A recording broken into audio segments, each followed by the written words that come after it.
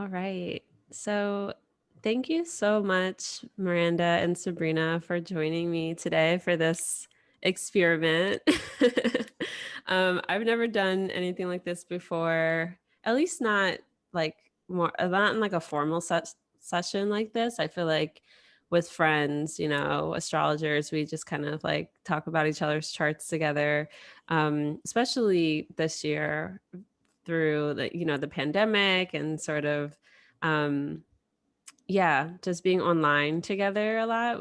There's been a lot more astrologer interactions and gatherings online. And I this whole idea kind of came to be because Sabrina and I were talking on the phone a bit ago, and I don't remember what we were talking about, but at some point we were both kind of like talking about a certain like placement. It might have been either mine or yours or something that we both share.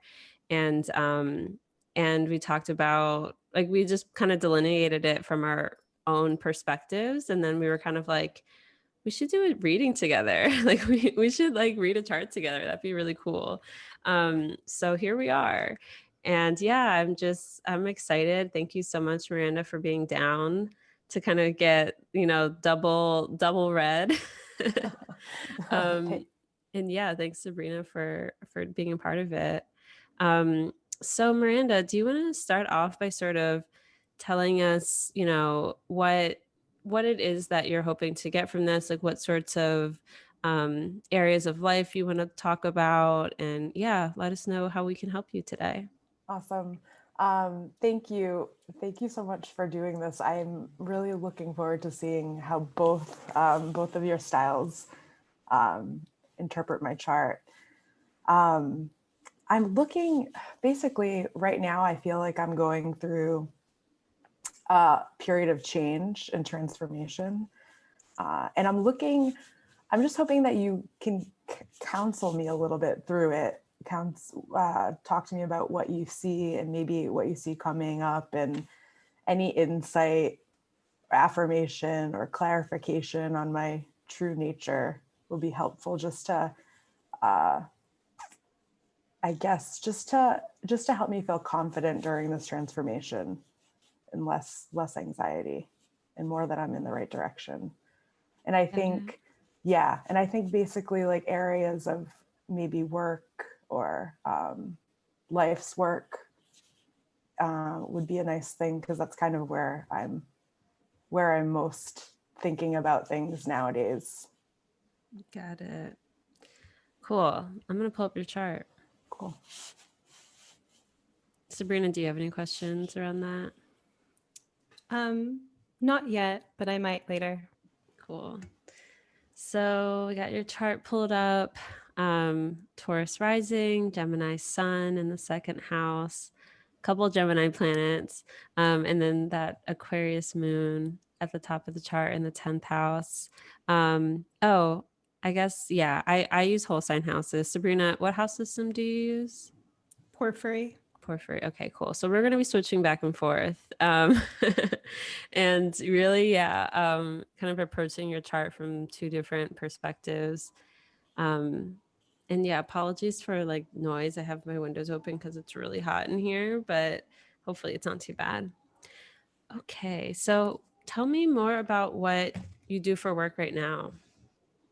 Right now, I am teaching yoga online, but that wasn't what I was doing even in this year. This year it has changed. I was working kind of an admin role, and that job, I guess, dissolved mid part of the year with COVID being a player in that. So I've had, I took my yoga teacher training last year. It started last year, and then I graduated, I guess, in April. So it's kind of been since, I would say since March, when like there was big change for everybody. It was also my life and how I was spending my time and like energy was also changing. Mm-hmm. So, sorry, you said you started the yoga You started yoga teacher training at the end of last year, like around this time, basically. It was around September. Yeah, Okay. a little bit earlier. Oh wow, And it's a then long. Is it usually that long? it was, I was working, so I was taking like every other weekend kind of Okay, training. Yeah, it got was it. like Got it. a weekend intensive training. Cool. And I took the training thinking like, oh, I'm just gonna do this to deepen my yoga practice.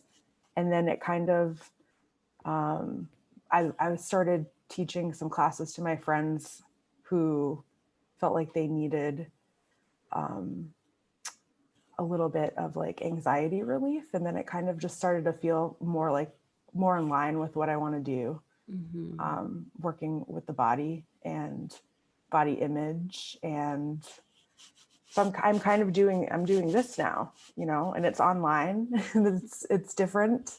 And I'm trying to figure out how I want to live on the internet and how I want to represent myself authentically in that space.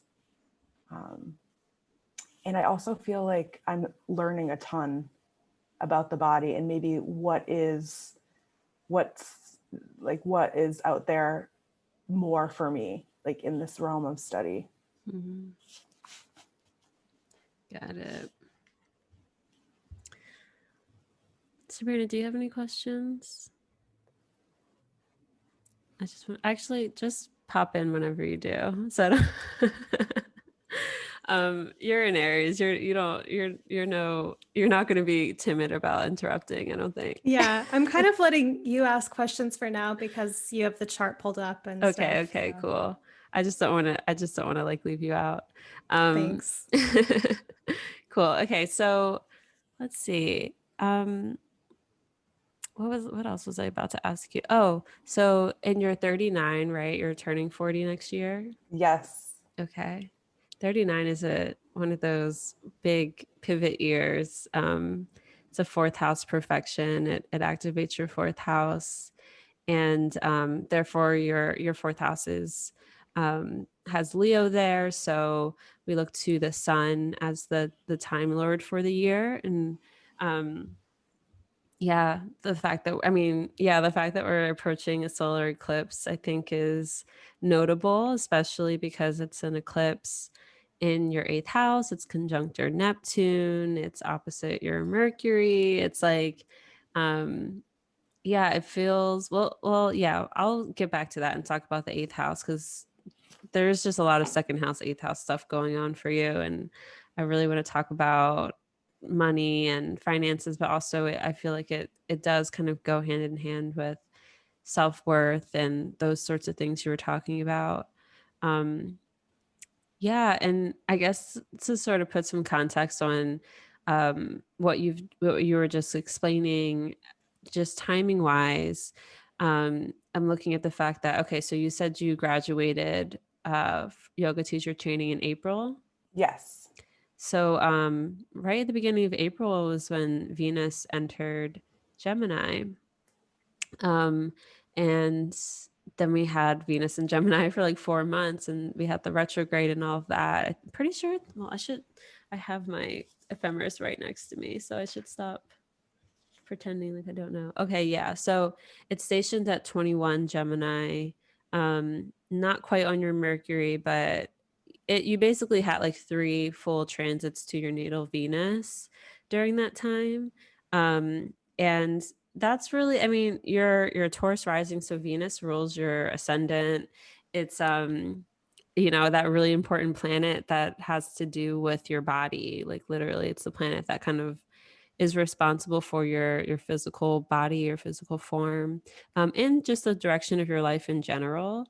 So I just feel like that Venus retrograde was huge in regards to like not just the way that you're using your body, but also like the way that you use your body to make money, right? That Venus in the second house. So that's like that. Did you start offering classes and stuff like right away, basically? Yeah. It was almost right away. It was kind of like I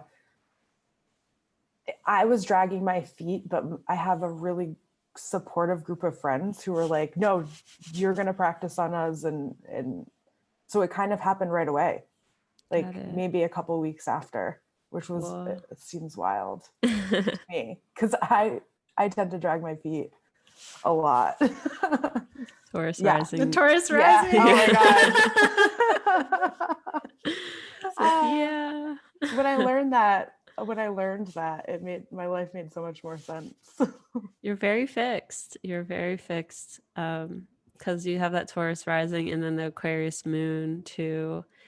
The mutable stuff is like kind of just hangs out in the background, kind of brewing underneath it all. Yeah, okay, so that makes sense. Sorry for the noise. I'm gonna pause that in a second. but yeah, I'm trying to think like where I went. I'm just kind of staring at your chart in this beautiful grand trine. Do you have this like grand water, or not earth, water, air trine you have going on? And I'm kind of transfixed by it.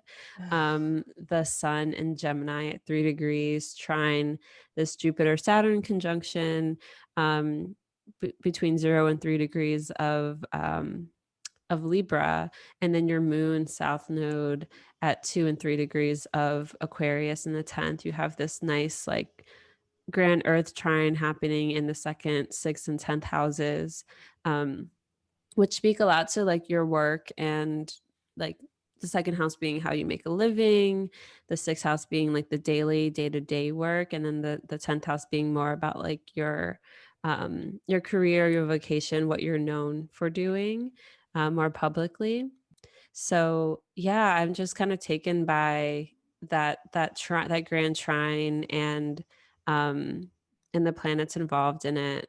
I'm gonna yeah. Before I like dive more into timing stuff, I'm gonna like pass it over to Sabrina to ask some questions, and like I want to sit with some things before I get into into like, okay, this is what's gonna happen.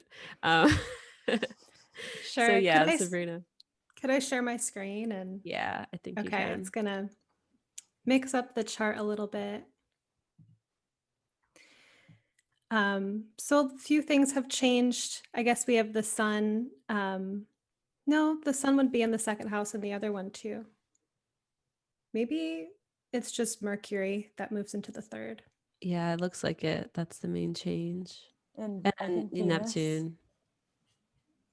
Neptune in the 9th. Yeah. Okay.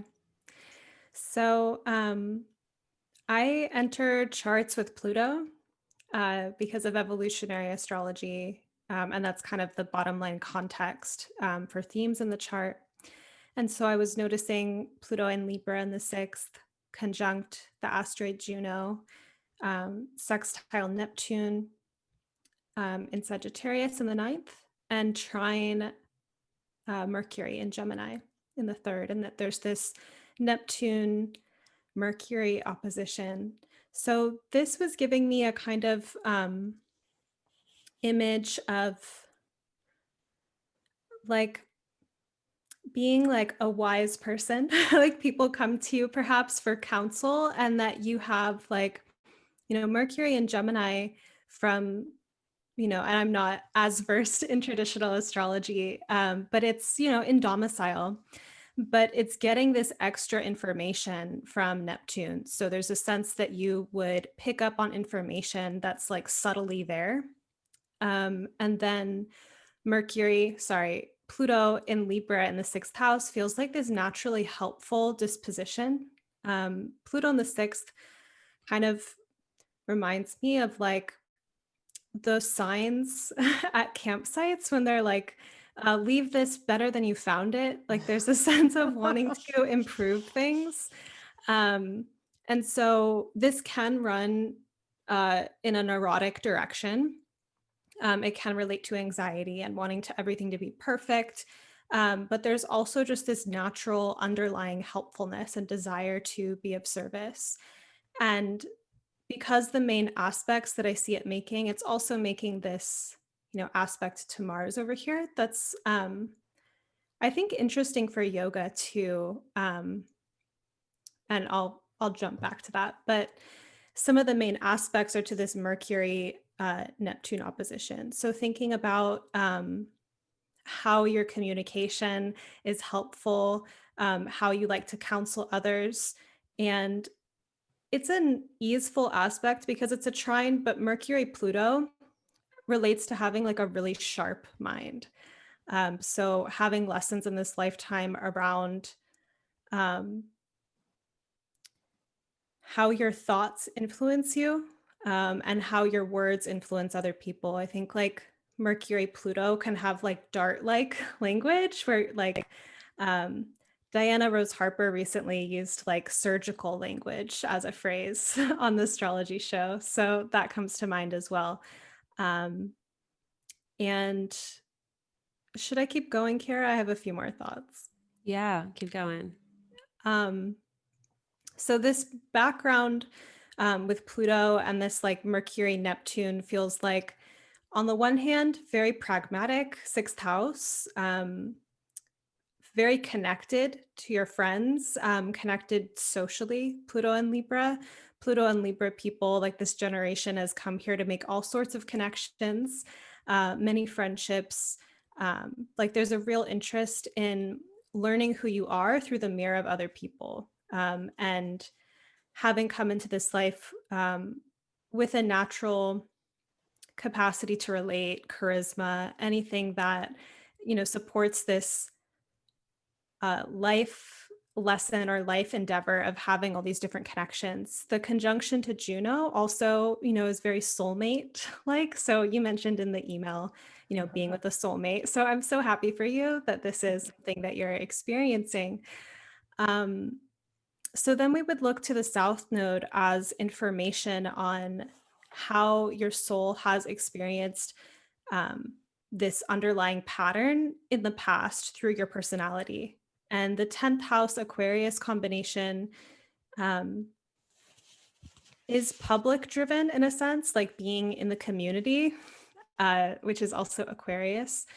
And I think there could be something here, like one of the other major themes that I was picking up on was this movement from being somewhat like externally focused, like being aware of, you know, the world, your impact in the world, how other people think, the consensus, like what are people talking about, Aquarius, like just like really being tapped into a network.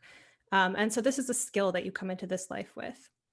And to balance that out in this incarnation, and perhaps at your Saturn return and after, there was a transition into this more like fourth house North Node in Leo space, where there's a lot of emphasis on your personal life in the fourth house, your close connections, so family and chosen family. And then also, like, I see North Node in Leo as bringing more of yourself into the equation, because Aquarius can factor themselves out. So with all this air energy and all the sixth house stuff and South Node in Aquarius in the 10th house, and I was also looking at the ruler of the South Node, Uranus in the 7th, it felt like you've come into this life with a lot of relationship skill set, and that there's maybe some kind of personal creation that you're being really supported in this lifetime to bring forth. And it also looked like, you know, when I look at the ruler, Sun in Gemini, I was reflecting at how both rulers of your nodes are in harmonious aspect to the nodes. Like you have the Sun sextile the North Node and trine the South Node, and Uranus as well as kind of hovering along that. You know, if it was just a few degrees forward into Sag, it would be, you know, doing that same thing. So I still kind of count that. I was getting the impression, so you did say that you have this really supportive community where you went, you know, got your yoga teacher training and they're like, you're going to try it out on us. Because the image that I was getting from your chart was like, there's something that you are here to create and that it will enhance your connections in your community when you bring that forth. Like I felt like your community would be receptive to it. And it will just be important for you to bring forth your creativity. Because if you take yourself out of the equation too much and are in this Aquarius side, you still have all this natural relationship skill set and empathy and care that will come through, but you may feel less seen or like less of a participant. And therefore there could be some resentment that could come up with that versus, another thing I just want to say too, like Gemini, you have so much of, I think is like a very delightful and like effervescent energy. It's a pretty fun sign. And so there could be like this kind of just warmth in your field as you express yourself.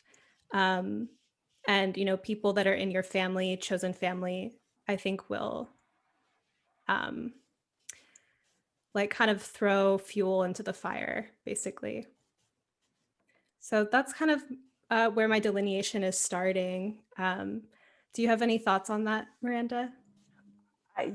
I'm kind of speechless. I feel like what you were saying about the north and the south node is kind of an internal battle for me, but I kind of feel it switching on where I go away from the Aquarian mindset and come into like more of like this personal creativity. And I feel like I've ignored that a lot in my life. And I do feel a little resentful, but I also feel like I just wasn't ready. And now I feel like it feels like things are lining up that like I have no choice. Like I can drag my feet as long as I want, but it's going to happen because there's nothing else that could happen. So I feel that very much so. That's one of the many things that you said that's popping out. Awesome. Or resonating. Can you speak more to Miranda, like the changes? Because we've talked about like there being changes, and when you submitted your form to us, like you also were like, there's a lot of changes I'm going through. I need help navigating them. Like, can you speak more? Because yeah, I just want I guess because for me, I'm thinking the change being now you're like a yoga teacher and you're teaching online, and I know you've been also thinking about moving back to Rhode Island. Or you didn't move yet, right? No, I didn't. I was okay. When I submitted my form, I was thinking, okay, when I move back home, everything will make sense, because I was feeling a lot of change mid-year with the job changing, and then we moved physical locations still here in Oakland. The yoga studio that I spent a lot of time in ended up closing. So there was just all this change. It felt like I was starting over. Mm-hmm. So I was like, well, maybe that's a sign, or that's like an indication that like things here are closing up. Mm-hmm. And like, let's go back home being the East Coast where my family is. And I don't know if you know anything about Rhode Island, but it's like it's really small, and people like to stay there. So it's like even getting people to come out and visit was tough, and tough before 2020 tough, Mm-hmm. So I just felt like I was kind of always separate, and in my mind thinking that I should go back there. But since the year has gone on, I got a chance to visit there. We spent a little time there kind of to feel it out in October, kind of get out of the smoke that was here in Oakland that was really affecting us. So we affecting our anxiety levels, and we were just missing home. So we took this as safe as possible road trip to visit our family. And I just felt like when I was there, like it didn't feel like it was the right thing to do.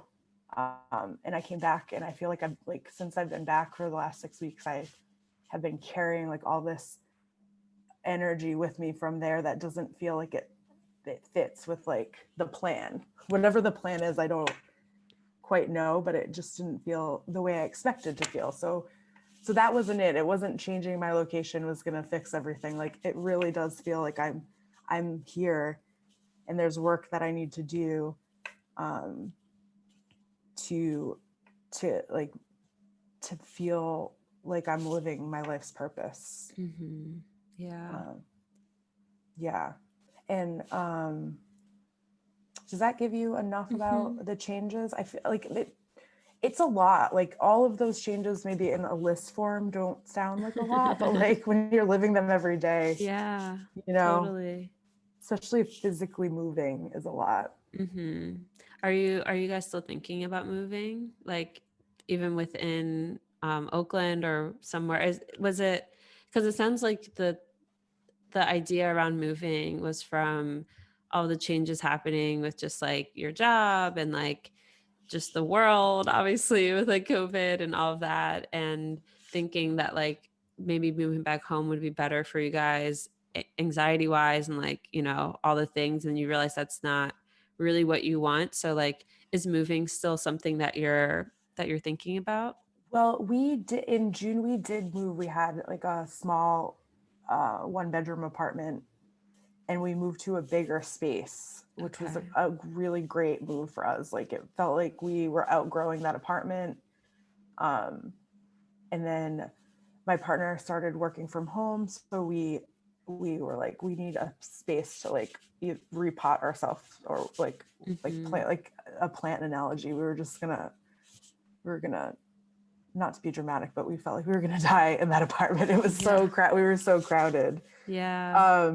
You So we said you did moved move. in May of June, you said? Yeah, the end of June, July 1st, like that Okay. weekend we moved. So we're here and we have this beautiful space and like You love it? love it. I'm loving it. It's hard. Like at first I was like, I don't want to love it. I'm timid. Like I'm a little timid of loving it, but it's especially since we've gotten back, I'm like, I really love it. Good. I think it's really, you moved right after you entered your fourth house perfection year. Yeah.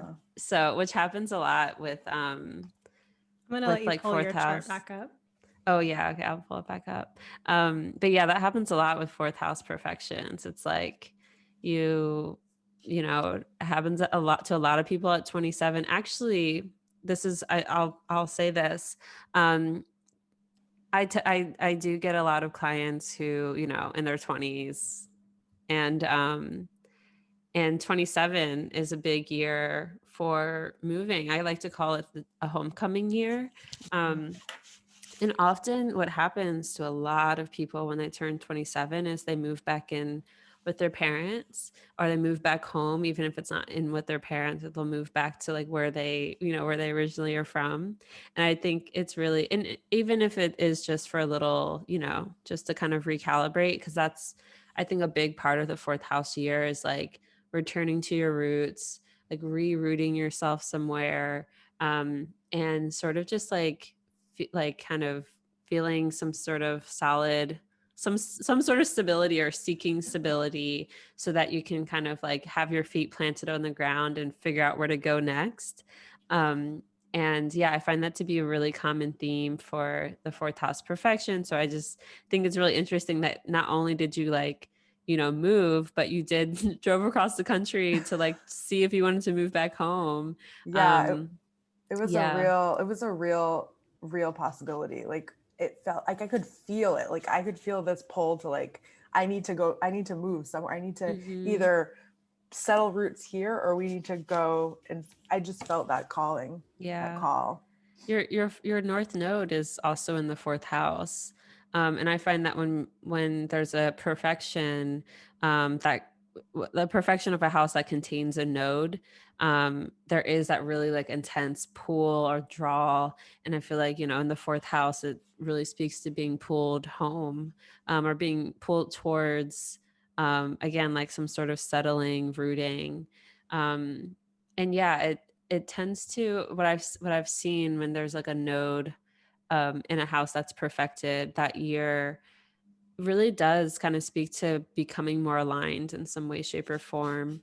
And yeah, like searching for alignment, or kind of being put into that like whirlwind where you're just like, I need to figure out where to go. There's all these unknowns.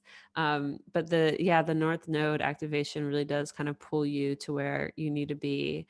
So Yeah, I don't know. I just love that you moved, that you like moved, not only moved, but did drive across the country and back, kind of in search of home, of like, you know, that resting place.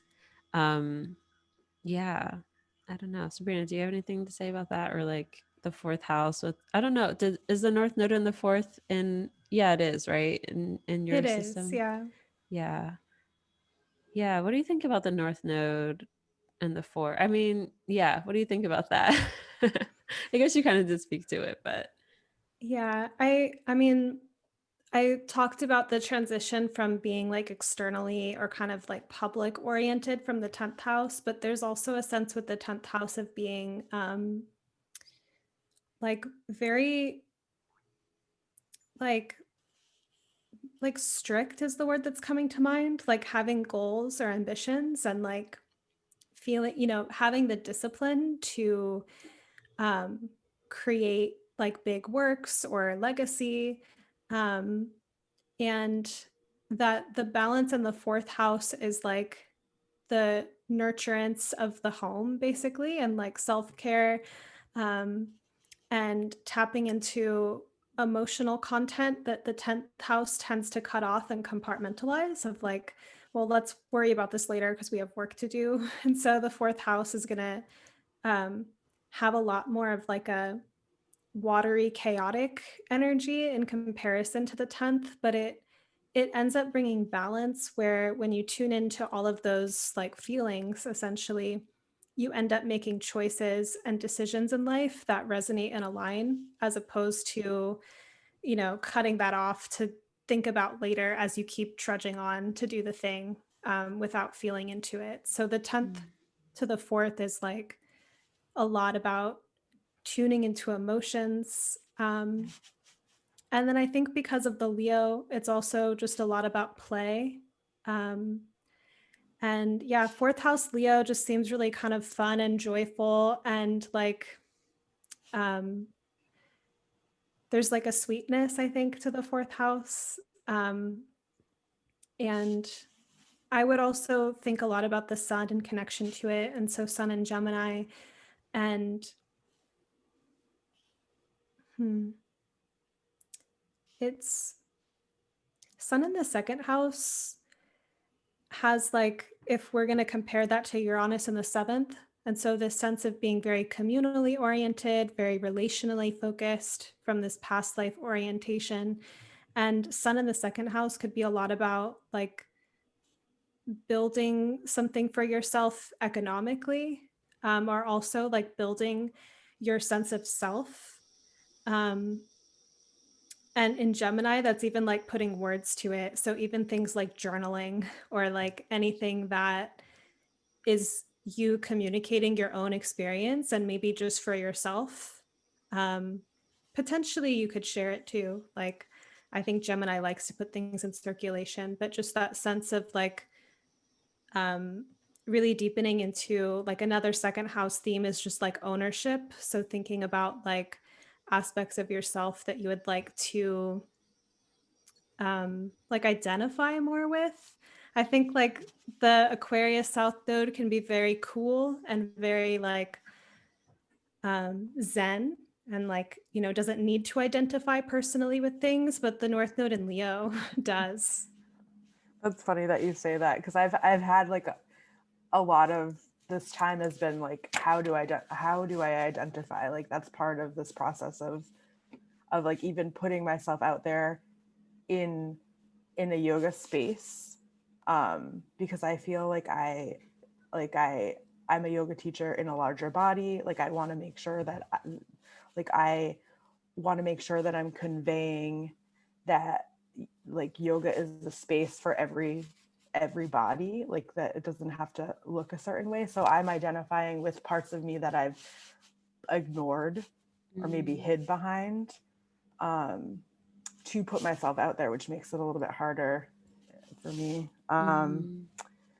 But and then there's the part that you said about trudging to do things, the Aquarian aspect of trudging to do things, like that has always got me in so much like trouble, in my body, basically. Like I burn out or I get sick. And so really that self-care piece is like taking it a little slower, being more intentional, way more self-care, checking in with myself. It all kind of goes with the yoga I'm trying to teach. And it feels harder because I'm paying more attention and being more intentional. But it feels so much more beneficial. And it feels more like home, which is like you're talking about finding home. Like it feels like I'm like finding home inside this body that I'm identifying with in a different way. That's like potentially going to be a way that like I bring in resources. Yeah, I mean, I want to talk a little bit about that second house. And yeah, I mean, you really need, I think it's like imperative to be making a good living off of this for you. And not because it's like, I mean, like everyone wants to make a good living, right? But having the ruler. So I just want to talk about your Mercury for a second because Okay. it's so happy. So yeah, your Mercury is in its own sign of Gemini. It is an evening star Mercury, which means that Mercury sets after the sun. Your Mercury would have, I'm pretty sure, been visible at sunset the day that you were born. Um, yeah, the day before, whatever, that night. um, and and yeah, so I mentioned that it's an evening star Mercury because you have a night chart, because you were born before sunrise. That makes it so Mercury is actually insect for you. So it's like part of the right team, you could say, the night team, the night sect. And yeah, that makes Mercury just function that much better, like in your, I would say like it's Mercury will act more in your favor because it's insect for you. So there's that. It's also co-present hanging out with your Venus, which is the benefic of the sect. So yeah, because your Venus, because you were born at nighttime, Venus becomes the more the planet in the chart that can do the most good for you, the most positive planet in the chart.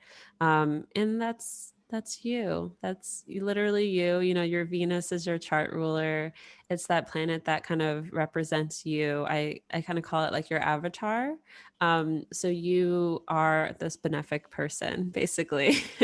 And then yeah, obviously your sun also there in the second house. And so you have this really robust second house, which to me speaks to um, basically being able to procure and secure resources with relative ease.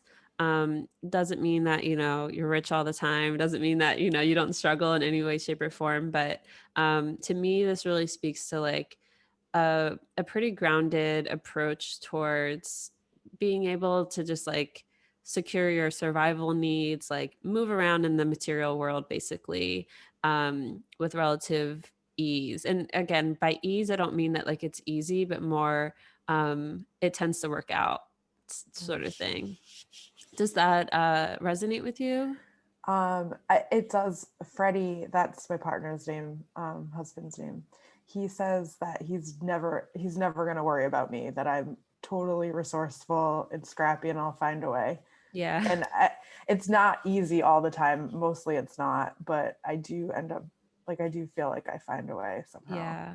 That's second house people. They just are like, it's, yeah, ease is, I should probably find a better word because it's not like it's easy, but it is like, yeah, it's like you don't have to worry about second house people really. They'll make it work. Sabrina is a second house person too. I feel like I'm like, I'll never worry about Sabrina. Um, she'll find her way. Yeah, so there's that. And I guess I bring this up to say that like yeah, just to kind of affirm that like charging, you shouldn't be doing things for free, basically. And yeah, that doesn't mean that like you can't, like, you know, when it feels right for you, sure, but like um you should charge, and you should charge well, because you have a lot of experience, you have a lot of life experience, you have, you know, you do what you do well, and maybe just because you just started out really doesn't mean that, like, you know, you shouldn't really, just make sure you're charging what you're worth is, I guess, what I'm saying. Okay. um and yeah, I also wanted to talk about that the Saturn Jupiter situation you got going on here, and how that's, that grand trine that you have is sort of being filled out again by Saturn and Jupiter over these next 2 weeks, which is kind of exciting. So yeah, what do I have to say about this? I mean, we've been talking about you becoming more visible, you kind of existing in this online space, and it sounds like a lot of what you're kind of hoping to get out of this is like just more guidance, or more, yeah, more guidance around like how to even do that. Maybe is that kind of what Yeah, you're, that feels right. Yeah. yeah. Um, and yeah, I guess to sort of like affirm the things that you are good at, and the things that, you know, what to spotlight when it comes to being an online presence. Um, and yeah, for me, like, I'm looking at your chart, I'm looking at that moon in the 10th house. Um, it's a really, it's a juicy moon, right? Like, it's the only planet above the horizon. It's the only planet that was visible in the sky at the time that you were born. Everything else was underneath the horizon. Of course, Uranus and Neptune were above the horizon, but we couldn't see them. So you just see this really bright, waning gibbous, right? Like trine the sun. It's really bright. It's really big, juicy moon, and that's the most visible thing in the sky. It's high up in the sky when you were born. So that's what people are getting from you. They're getting that Aquarius moon. That's the public. That's like the most public part about you. And then we get the fact that that moon is applying to trine its ruler Saturn in Libra in the 6th house. Um, that's great for the moon, right? Like it's actually it's like simultaneously applying to the sun. They're kind of like they're almost exactly trying to. So yeah, your moon is like kind of holding hands with both the sun and Saturn. Like they're kind of in this, like, I don't know. I kind of just picture it like a ring around the rosy sort of thing where they're all holding hands and like spinning together. Saturn's probably like, no, I'm not playing ring around the rosy with the two luminaries. Thank you. But but yeah, so they're all happy together. I shouldn't say they're all happy, but they're all on the same page. We can say that. But yeah, the moon applying to its ruler in that way, and an exalted ruler at that. Um, it's, to me, really speaks to the moon being, well, I guess I'll put it this way. To me, in regards to like your public image, and being seen and all of that, it feels like you can be very much like known for someone who has this knowledge. Again, the moon's ruling the 3rd house, teaching, you know, like especially teaching technique, especially teaching technique. So the moon ruling over the 3rd house, and then having the support from its ruler, an exalted ruler, to me, really, it just speaks to like you're going to come off like you know what the fuck you're talking about, basically. And it's also going to, like, the experience, um it's going to be conveyed that you have the experience, that you know what you're doing, that you have the training, especially with that exalted Saturn in the 6th. It's like I think you're going to come off as like an expert in what you're talking about. Expert's kind of like a weird word. I think we, you know, not to like kind of trigger, trigger imposter syndrome or anything, but like that's really, you know, I think that's going to be pretty known, or something that people like come to you for, the fact that you like really know what you're talking about.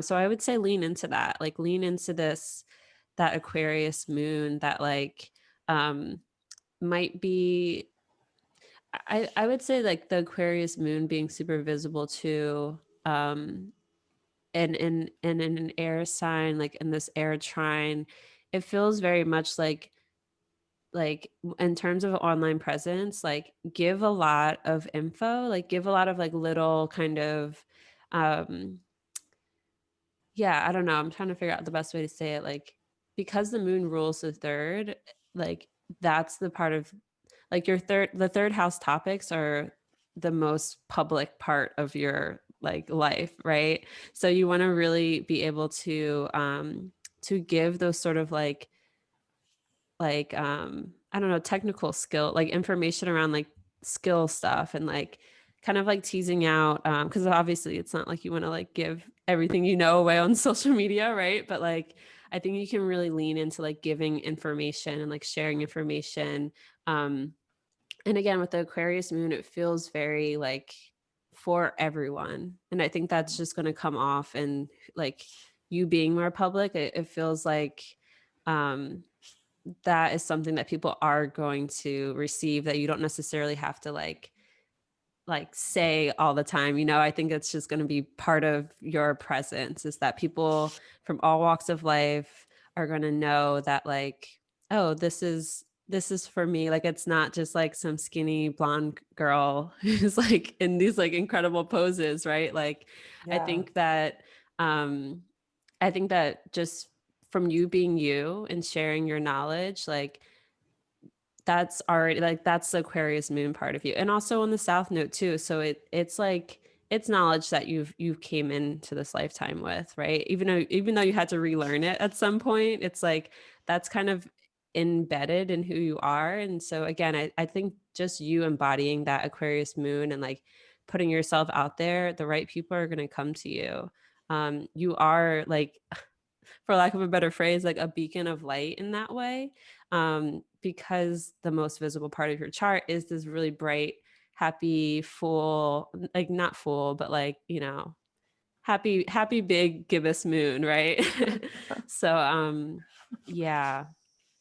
I'm going to take a pause and see if Sabrina has anything to say about any of that. Yeah, I was just going to say, I love that. I think I was wondering, Miranda, if you feel like you get downloads or transmissions. I definitely get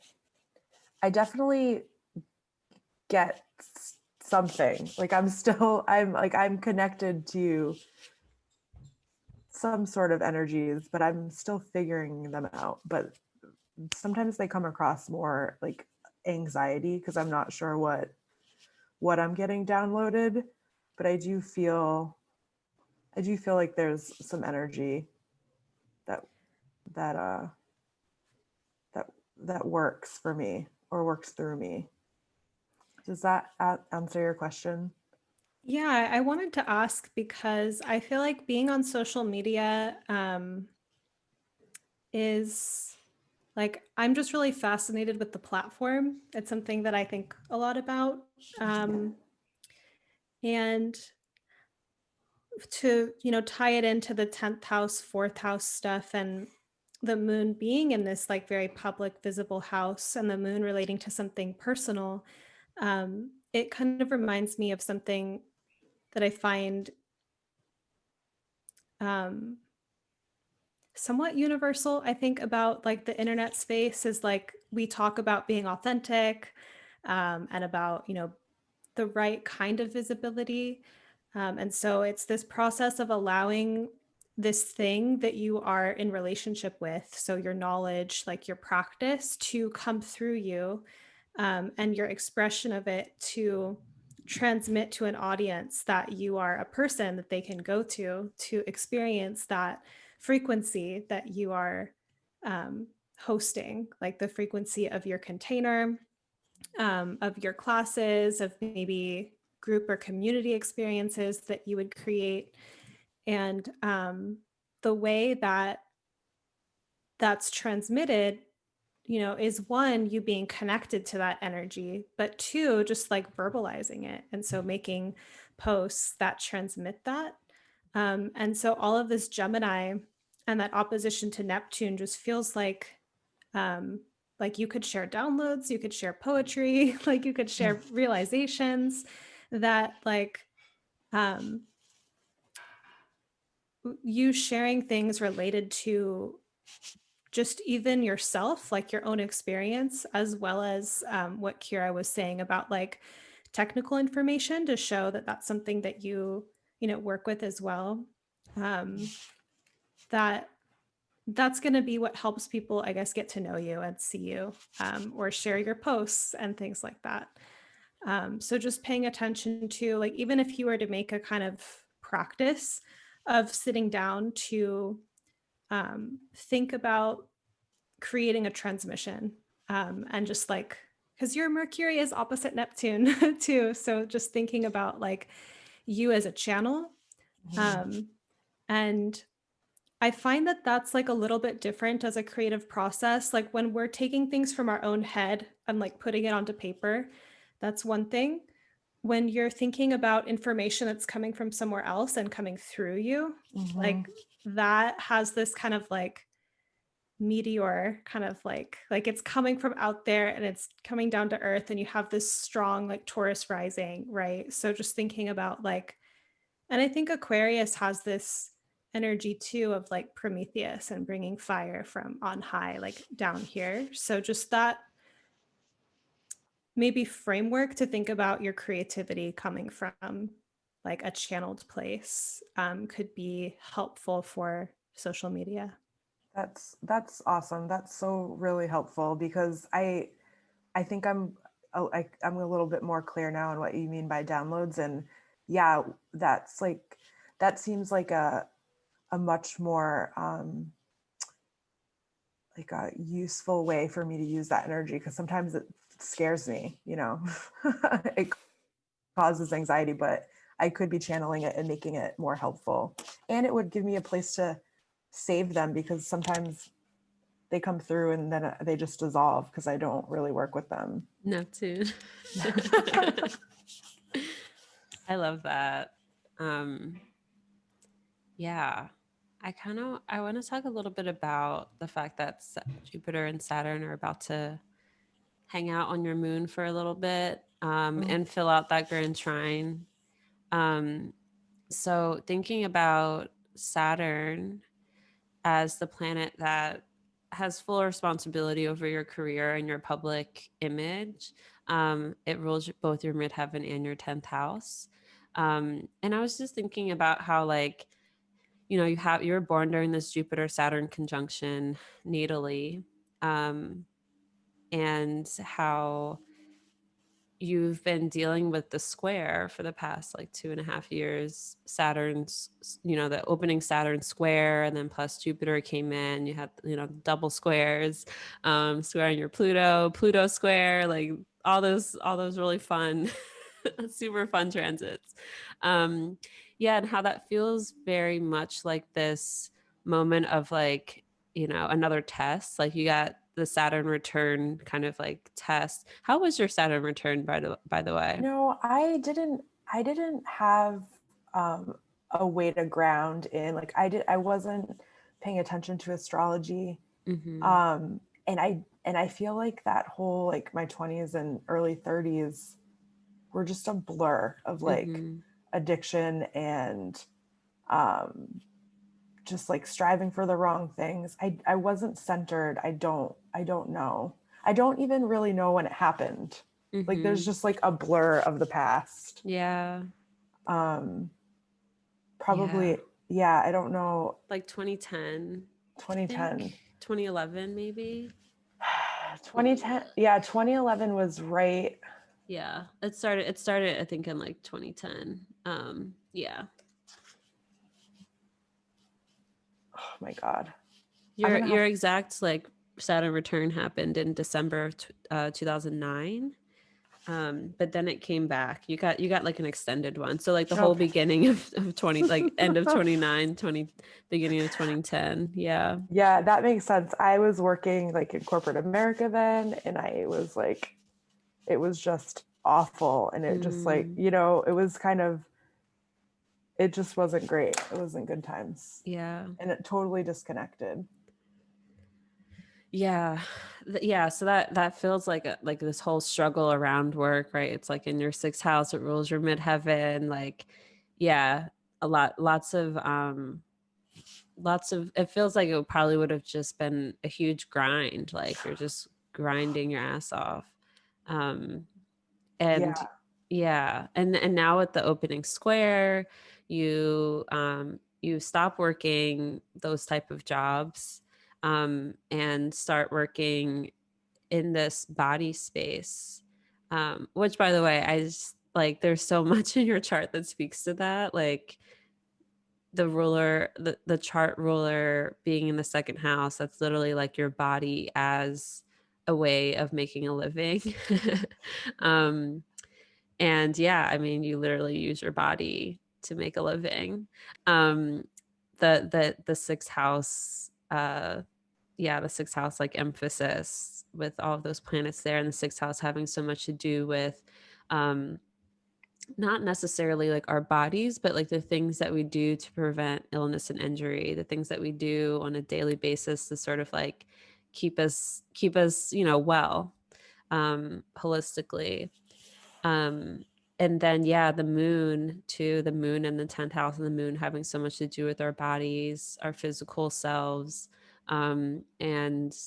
And yeah, it's your luminary of the sect. It's the dominant luminary too, so that is the light in the sky, is that Aquarius moon.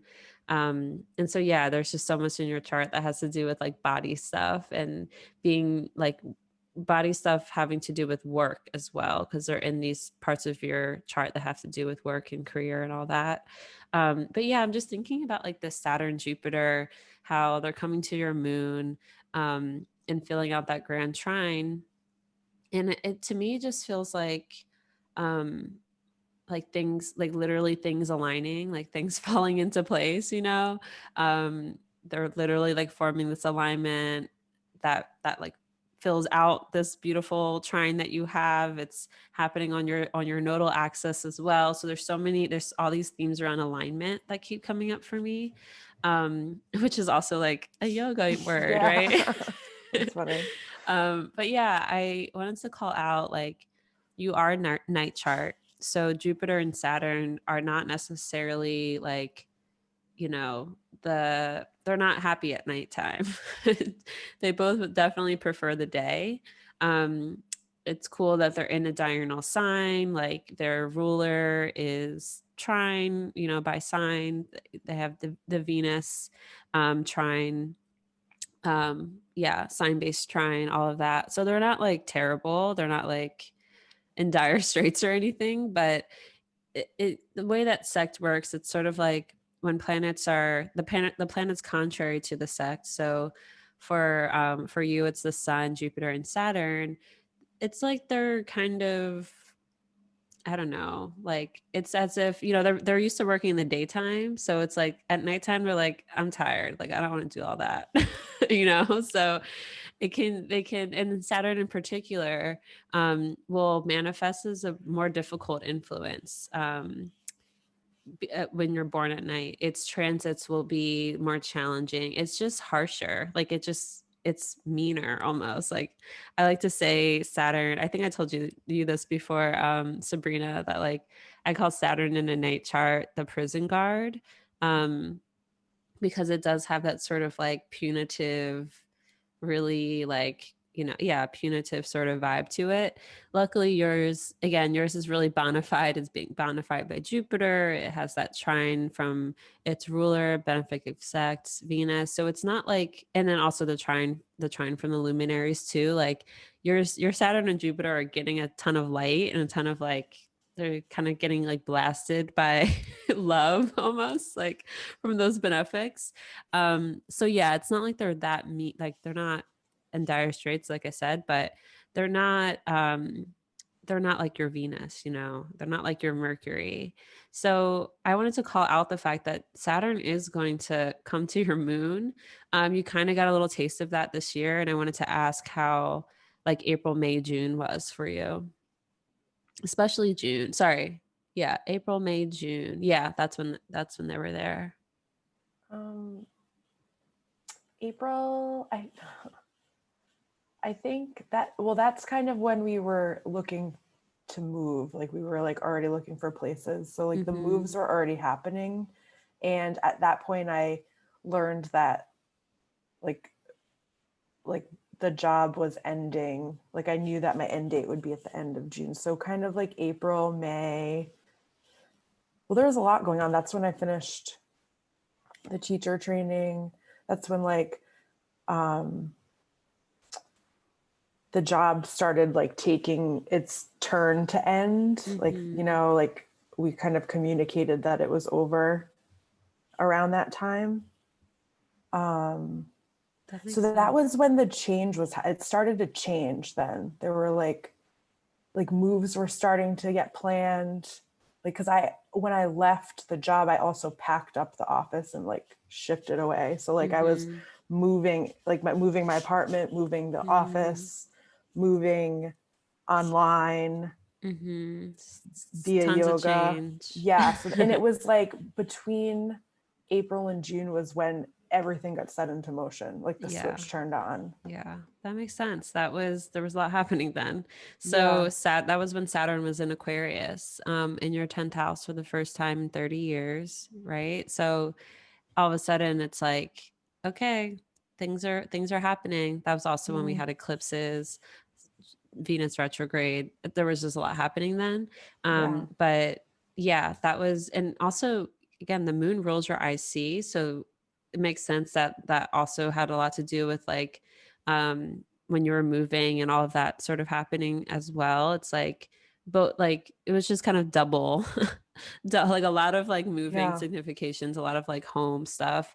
So yeah, I think when Saturn and Jupiter coming to your moon again, for one, Saturn coming to, like, especially the malefic contrary to the sect coming to a luminary, it's not going to feel great, you know, because like Saturn, excuse me, Saturn is just very extreme. It's really cold. It's really dry. It makes things kind of frigid and brittle almost. And when you have your luminary of the sect, this like really juicy moon that you have, kind of being like, it's almost as if there's like a blizzard coming for it, right?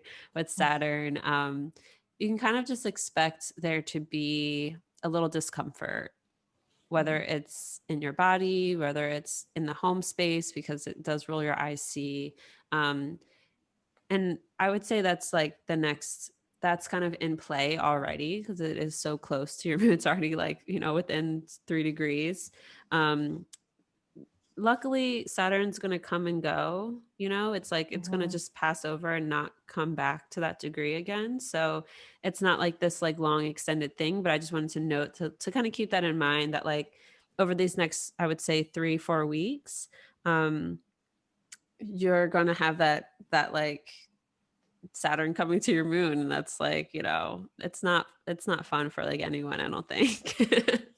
So if you feel like some sort of discomfort, I know you kind of mentioned like some body pains, like some, it's funny that you mentioned cold because I have been so cold, like I can't stay warm. Even my temperature has been colder, like on the colder lower. side. Lower. And can I ask you a question about that? If it was the same kind of situation in April, is there a chance that the moon, like when Saturn passes over it, like, is there a chance that its light will be beneficial? Like if Saturn prefers the day, like is any kind of luminary something that would be helpful for it?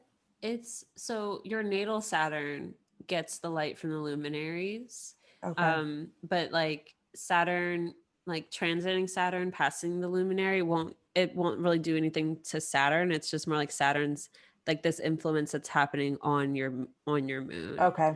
I see. But yeah, I mean, also with that, what Saturn does is it consolidates, it solidifies, it crystallizes. So with it coming into your 10th house, hitting your moon one, I feel like that feels like okay, we're here to stay in terms of like the home. And also too, it feels like sort of just this like solidification of your path and like the ways that you want to do things. Like it feels to me like January is going to be very like business oriented, and by that I mean like not necessarily career oriented, but like business oriented, like getting all that like the business shit. You know what I mean? Like Yeah, that's already whatever in the that means to works. you. Yeah, for Okay, sure. yeah, That's like happening. And yeah, that's where my head is starting to that makes go. sense. Yeah, especially because it's going to be trining this, like it's just second house, sixth house, 10th house shit. You know, it's like that's really what's being activated by Saturn, Jupiter in your 10th. um so yeah, it's like all the little things. I don't know what that means for you. I don't know if you're like trying to do an LLC or whatever, like Yeah, all of those that little stuff. like business things. That's really, I feel like what these next like month 2 months are going to be about, just like solidifying all of that. And then I just wanted to like quickly, before I pass it over to Sabrina again, just sort of talk about the fact that May comes along, your birthday comes along. Jupiter will be in Pisces. Like 10 days before your birthday, Jupiter enters Pisces, your 11th house. So it kind of like juices up your 11th house, your community stuff for like 2.5 months. But more importantly, 2 days after that, we get a lunar eclipse. Um, and then, oh, wait, okay. 2 days after your birthday, we get a lunar eclipse. But um, your birthday, what am I trying to say? Okay, on your birthday. Sorry, I just kind of like had a brain fart. On your birthday, you enter into a fifth house perfection. So your fifth house becomes activated. Great. This is great because this is going to be a year where your most dignified planet is activated, your Mercury. Um, and so I don't, okay, I'm coming from a fifth house year where the ruler of my fifth house is in the second. Um, and it very much was all about like creative, like, yeah, creativity, like what you can give birth to, what you can sort of, yeah, create within you, and then give birth to it, like bring it out into the world, but also in a way that like makes you money, right? Like it feels very lucrative, 40 for you, again, because it is like you do have this great second house situation. It feels like you're just coming up with like new creative ways to make money. And also, I don't know, do you do any sort of like craft stuff? Like do you make anything with your hands? Yeah, I do. Like just that's yeah, nothing Okay. specific, but like nothing and everything kind of. Okay. I Yeah, I like to wonder make things. if it feels like there might be something there with like starting to like make money from like actual the tangible things that you make. And I say that again with just the second house stuff and like that Mercury becoming activated. Um, yeah, it feels like you're just getting to like a money making flow. And again, flow, it's like all these yoga words. That's funny. Yeah, I'm gonna kick it over to Sabrina. Oh, let me pull up my chart.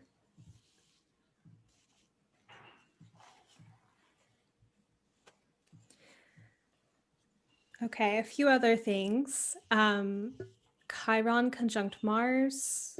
I have seen this before in like athletic trainers. So Chiron is like the healing work that we do in the world, or it's like our own personal healing journey and the intersection of those two.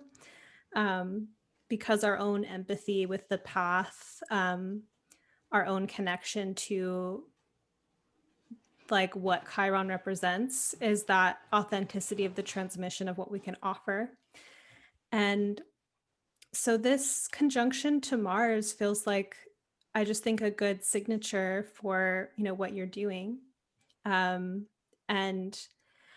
I think too that like the Chiron aspect can add this maybe like magical or healing kind of energy to something that could otherwise like potentially be mundane. Like it adds this transpersonal layer to it. So just kind of like leaning into that.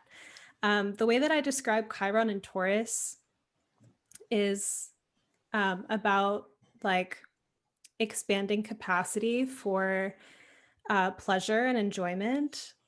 And I think of Chiron and Taurus as having like a little bit of like sometimes there can be a ceiling where something's really good, and then there's a fear of like, oh no, like things can't be this good. What if I lose it? You know, and so that not being open or not being receptive because it feels like scary at the same time. So if you find that coming up, it can be a practice to kind of like let in certain sensations or emotions that you want to feel more of. And then as far as like this Saturn transit on the moon, one of my thoughts on that was just that emotional happiness can be harder. So like it's not that it can't happen, but that it might be the kind of thing of feeling like you're working for it.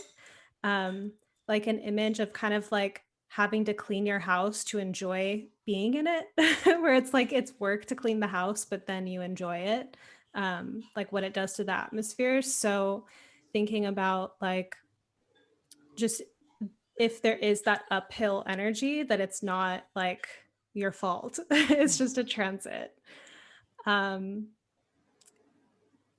then something that had been catching my eye before was that there's this exact inconjunct between Pluto at 21 Libra in the 6th and Mars in Taurus in the 1st.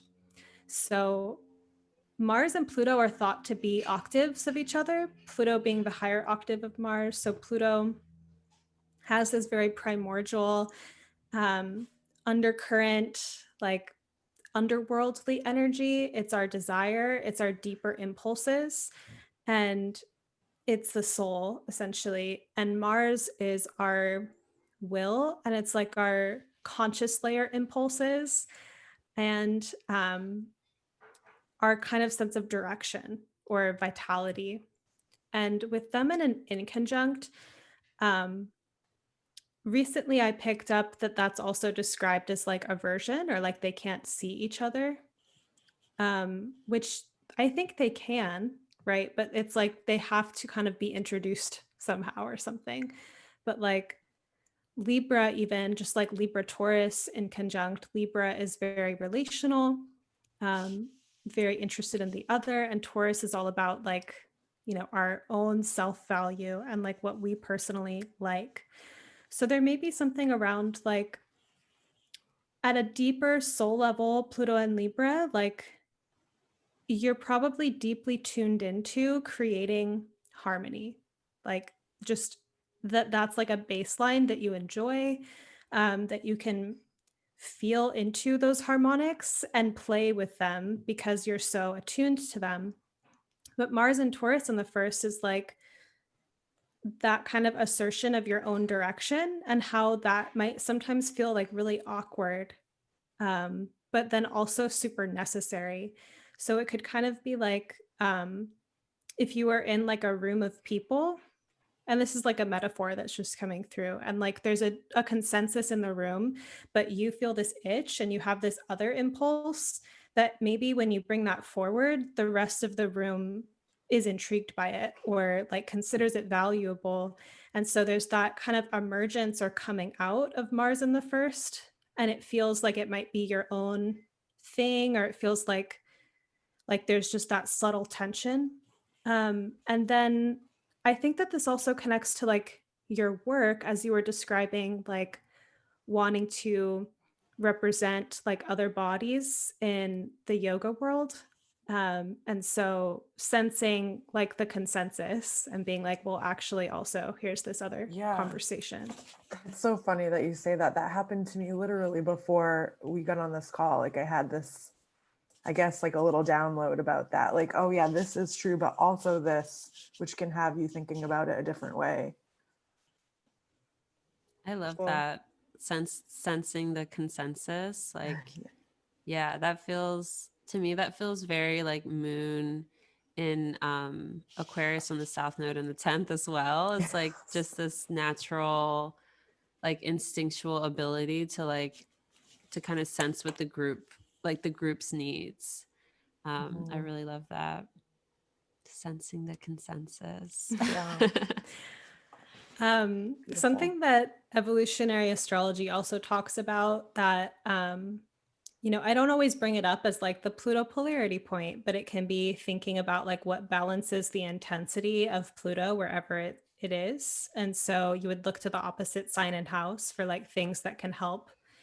And the sixth house, like there is this focus on alignment. Like sixth house Pluto is like all about alignment, and there can be a subtle anxiety that things are off or things aren't quite right, because the sixth house is like where we seek to improve upon things, and it's also like the way that if you, again, like another house metaphor, but like if you clean your house, like it's clean for a moment and then the dust collects again. So if we're trying to like reach a state of perfection, that's we never arrive really. So the sixth house has that awareness, and it can create a sense of anxiety all of the time, because it's like there's always something else to do, always some way to improve. And there's an intensification of focus here. So that does give you the ability to enter into situations with like an editor's eye and like know how to refine things, because you have that craft awareness. But the balance to it, um, just kind of for the sake of like happiness, could be like 12th house themes, which the way that I conceive of it with like the natural zodiac is kind of like a Pisces energy, where there is this way of feeling into the fundamental like okayness or goodness of everything.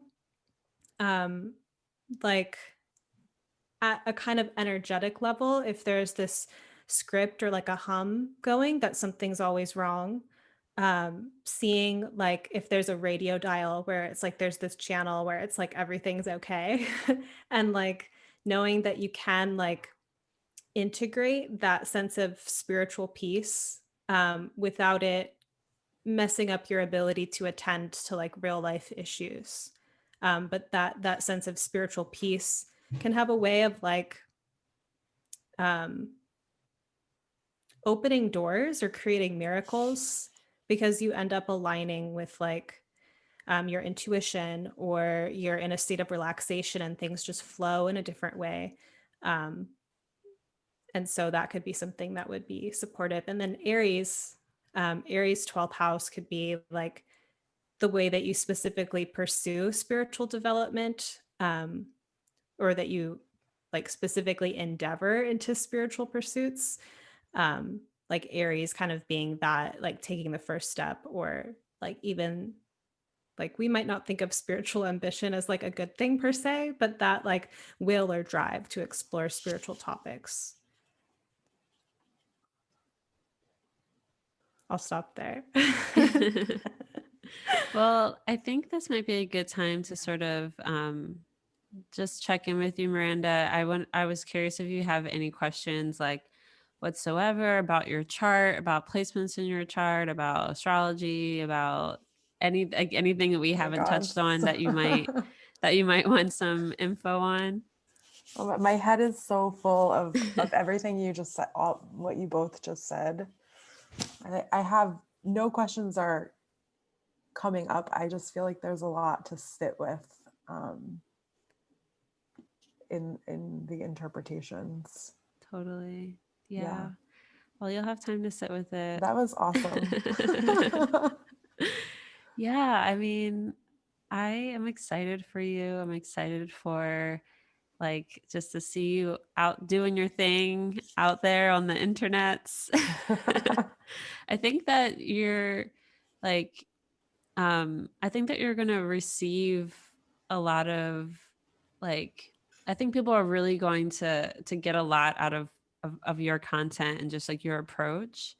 It feels to me like it just feels really warm, and comforting and safe, I think, as well. Um, like your presence. And I feel like as long as you kind of just lean into that Aquarius moon, you can't really go wrong. Like the Aquarius moon, I feel like is just going to carry you in terms of your online presence and like your professional presence and all of that.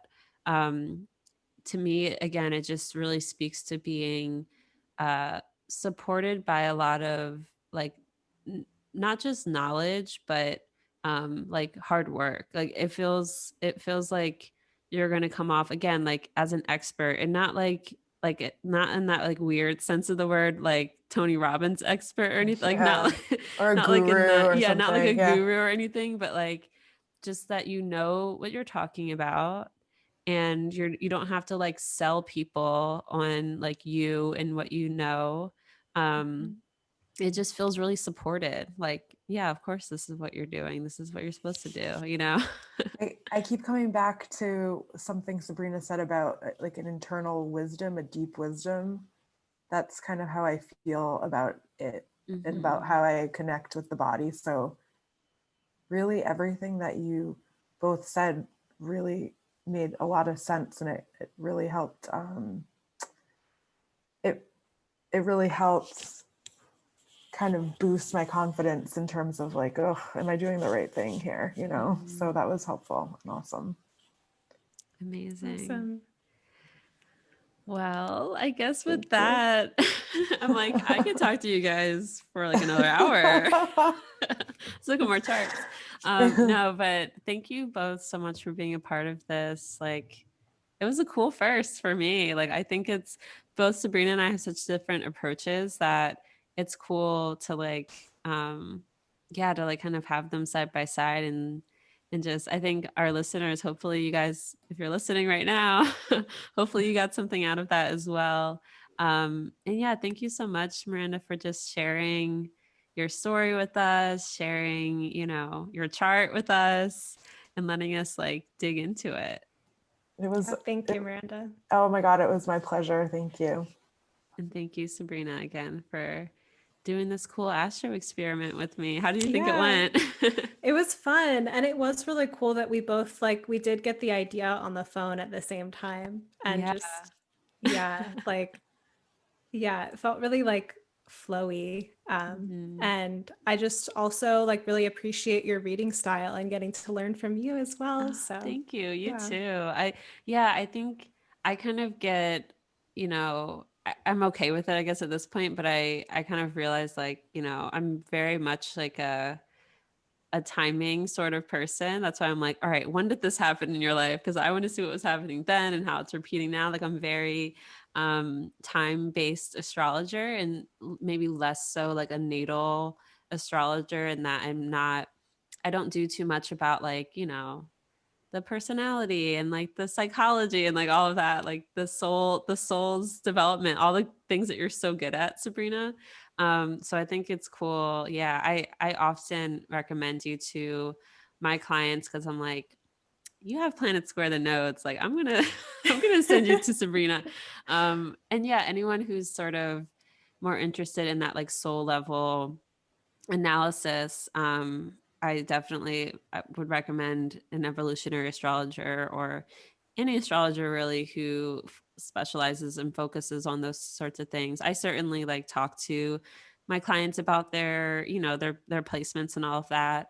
But it's almost always comes down to like, all right, and so this is going to be happening in 2 months. Let's talk about that. Like, That's so cool. I'm very timing based. So yeah, I think I don't know, Miranda, I think that's great that you kind of got both pieces. Yeah, both perspectives. So Yeah, yeah. it almost helped me integrate it a little bit more. Like Sabrina, your interpretations, like soulful, poetic interpretations, helped me kind of digest what you were saying, Kirah, in terms of like what I was feeling. Yeah. That was Awesome. awesome. Yeah, it was really helpful. Cool. Well, thank you both again. This was so fun. Yeah, Thank you. thank you.